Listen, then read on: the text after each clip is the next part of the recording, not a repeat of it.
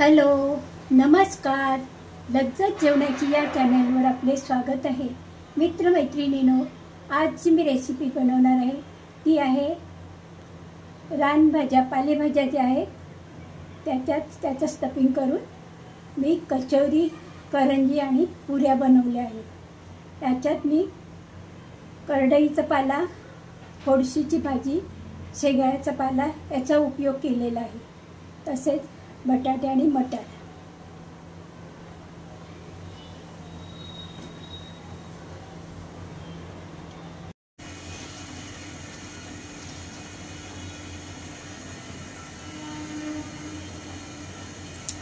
मी घेतलेली इथे आहे ही फोडशीची भाजी, पावसाळी रानभाजी आहे.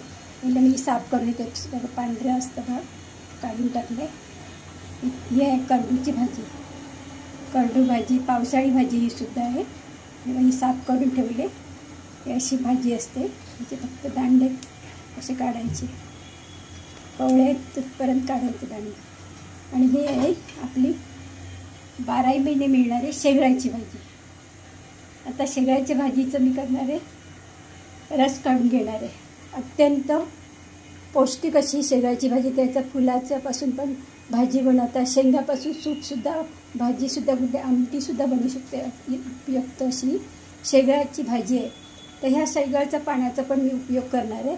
आणि आज मी ही तिन्ही भाज्या, पालेभाज्या वापरून आज एक रेसिपी बनवणार आहे.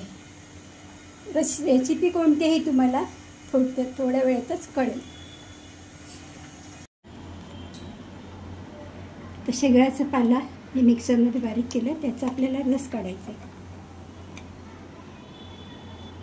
तुम्ही ते पालकचं पण घेतलंस, पालकाच्या पाण्याचा पण रस घेतला तरी चालेल. मी इथे पौष्टिक असं शेंगाळ्याच्या पाण्याचा रस घेतलेला आहे.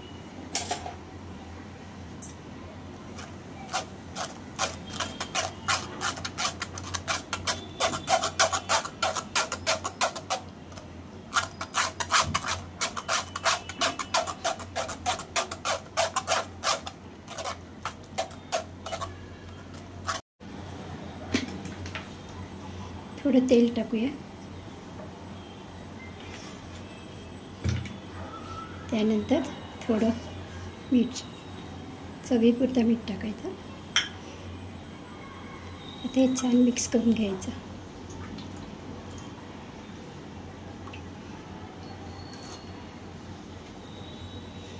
आता इथे मी घेतलेलं आहे 1 वाटी घेतलेलं मैदा, चाळून घ्यायचा. 2 वाटी घेतलेलं आहे गव्हाचं पीठ, हे आपलं चाळून घ्यायचे.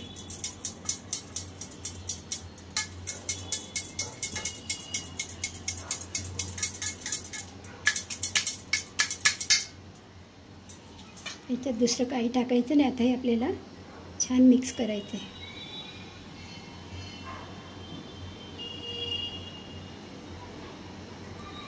पीठ आणखीन लागलं तर आपण टाकू शकतो गव्हाचं पीठ. तुम्ही नुसत्या गव्हाच्या पिठाचे केलं तरी चालेल किंवा फक्त मैदा वापरला तरीसुद्धा चालेल, पण दोन्ही मिक्स घेतले मी इथे. याच्यात फक्त मीठ आणि थोडं तेल टाकलं आहे. तुम्ही याच्यात पालक वगैरे दुसऱ्या भाज्याचं ज्यूस टाकलंच तरी चालेल. मिक्सरमध्ये पानं बारीक करून त्याचा रस काढायचा.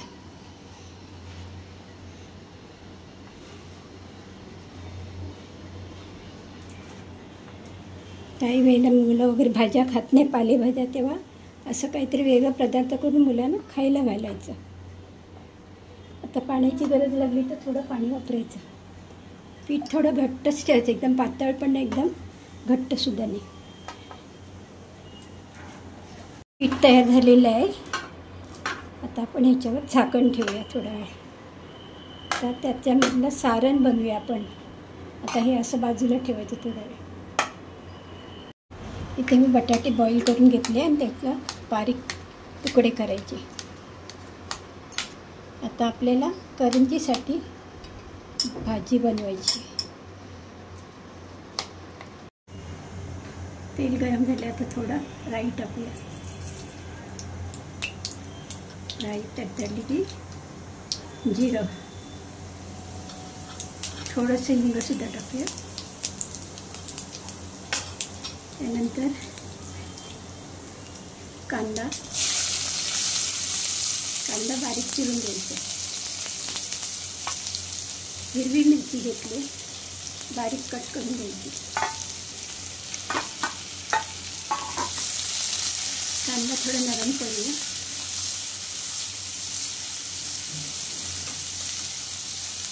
एकदम लाल नाही करायचं. गॅसची फ्लेम स्लो ठेवायची.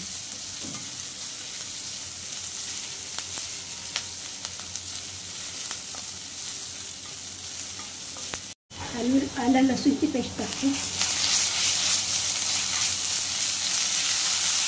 छान परतून घ्यायचं. आलं लसूण वास निघेपर्यंत आपल्याला परतून घ्यायचं.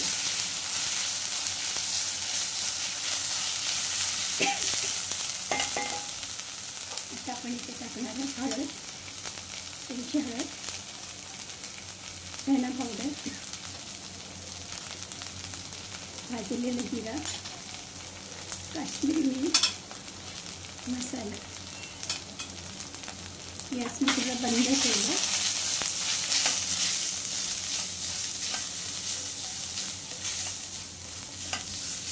चांगली परतून घ्यायची. त्याच्यानंतर याच्यात टाकले वाटाणे.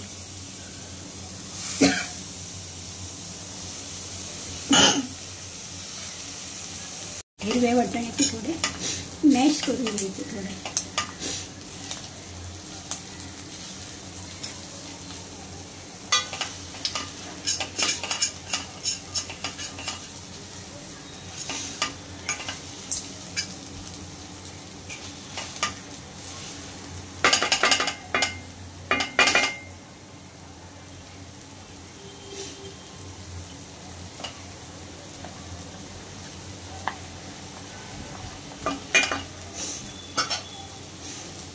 चांगले परतून घ्यायचं. आता आपण टाकणार आहोत बॉईल केलेला बटाटा.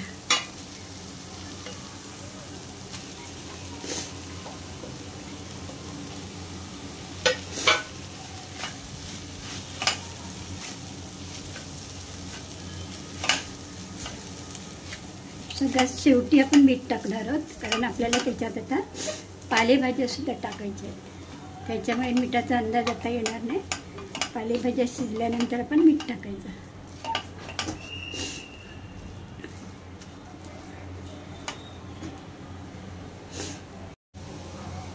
आता ही करडूची भाजी टाकते मी.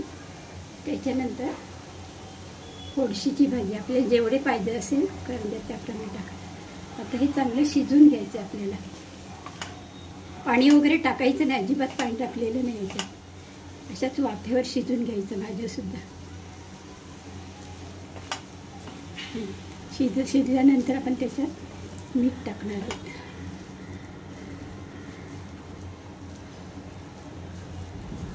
व्यवस्थित मिक्स करायचं, जेणेकरून भाज्या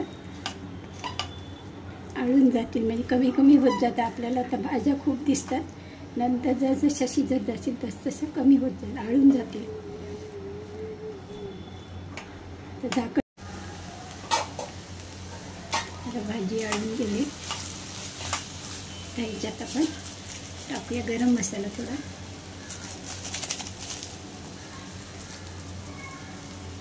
तुमच्याकडे असेल तो गरम मसाला टाकायचा. त्याच्यानंतर टेस्टप्रमाणे मीठ. आपण त्या पिठात सुद्धा मीठ टाकलेलं आहे, त्या अंदाजाने मीठ टाकायचं. ते छान ढवळून घेऊया. पालेभाजी किती आळून गेले ना. पालेभाजी शिजायला वेळ लागत नाही. छान शिजलेले. आता याला थंड करत ठेवूया आपण. गॅस बंद करते मी.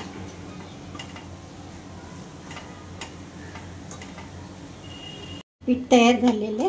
आता ह्याचे आपण मोठे मोठे गोळे करूया.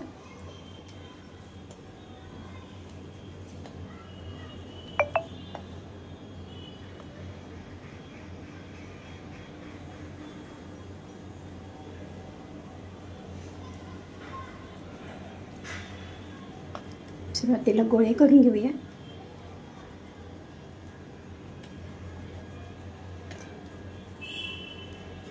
हे गोळे इथेच ठेवते, त्याच्यावर झाकण ठेवते. झाकून ठेवायचे गोळे. आता एक गोळे घेतले मी. आता आपण लाटू. इथे मी जी बनवले सारण त्याच्यातली सुकं किंवा ओलं खोबरं टाकायचं. खोबरं किंवा शेंगदाण्याचं कूट टाकलं तरी चालेल. त्याच्यात मी खोबरं मिक्स केले.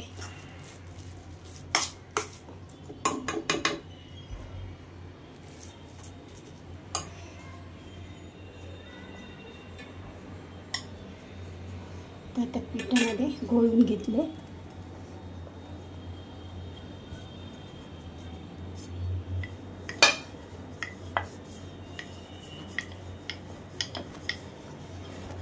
छान ग्रीन कलर आले.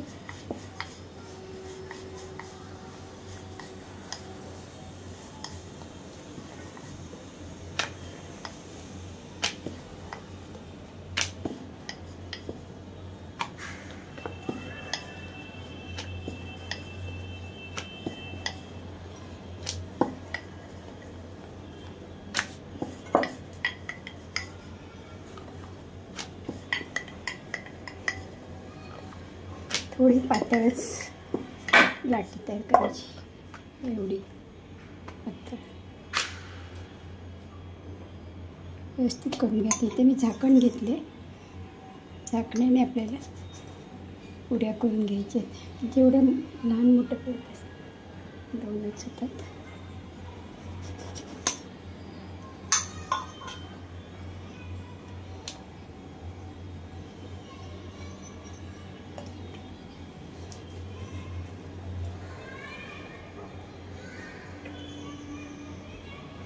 लाट्या तयार करून घेतलेल्या अशाच आणखीन तयार करून घेऊया.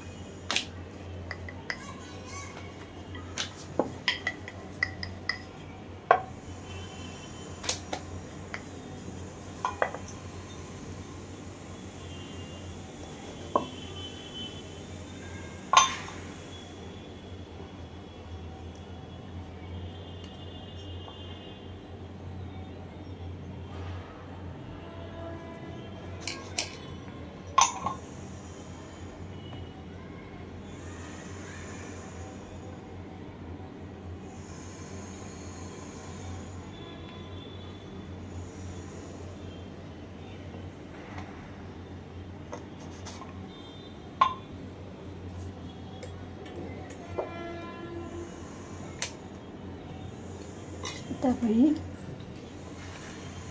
4 पुऱ्या तयार केलेल्या आहेत.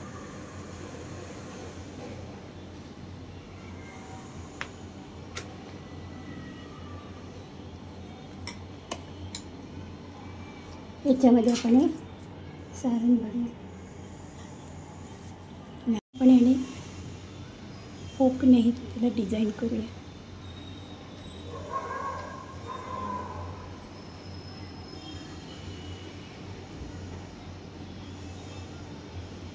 एकदम जवळून नाही करायचं, थोडं लांब ठेवायचं.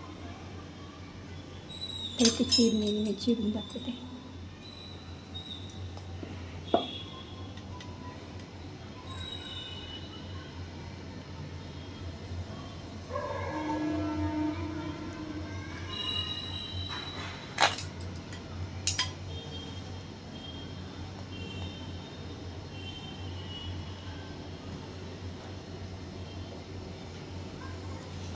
करंजी तयार झालेली आहे बघा. तेलकडे तेल गरम करत ठेवले. थोडंसं तेल इथे पीठ थोडं हे करा, कारण शेवयाचं रस टाकले म्हणून ते थोडं चिकटण्याचा संभव असतो. दुसरी घेते तर इथे सुद्धा मी पाणी लावते. साईडने पाणी लावायचं कारण चिकटायला बाहेर सगळं सारण बाहेर आहे म्हणून थोडं पाणी लावायचं.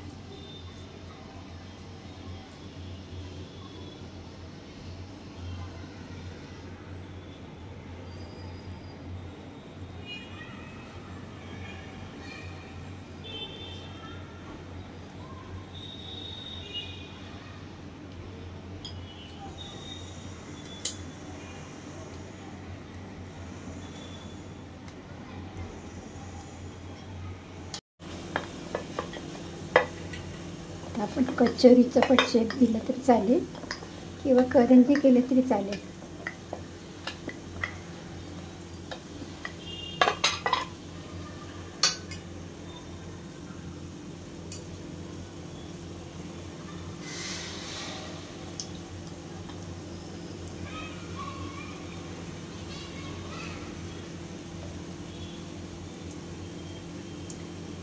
वरती पीठ आहे तो थोडं काढून टाकायचं.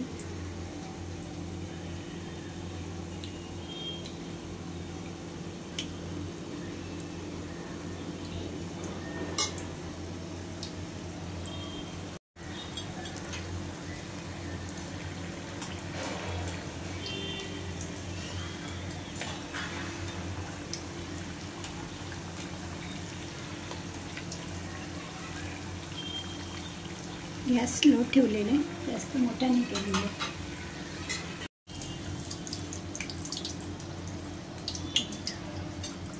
बघा कडक झालेली.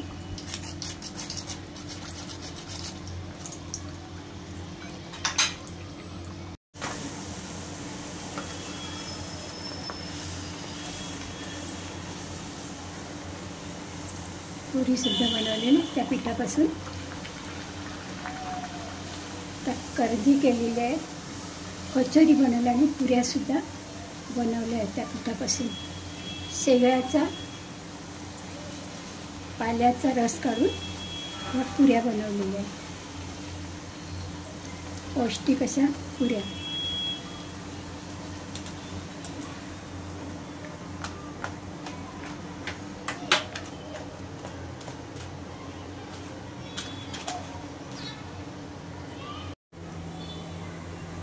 मी केलेली रानभाज्यांची कचोरी, करंजी आणि पुऱ्या ही रेसिपी तुम्हाला आवडली असल्यास नक्कीच लाईक करा, शेअर करा, सबस्क्राईब करा आणि तुम्हीसुद्धा करून पहा. थँक्यू.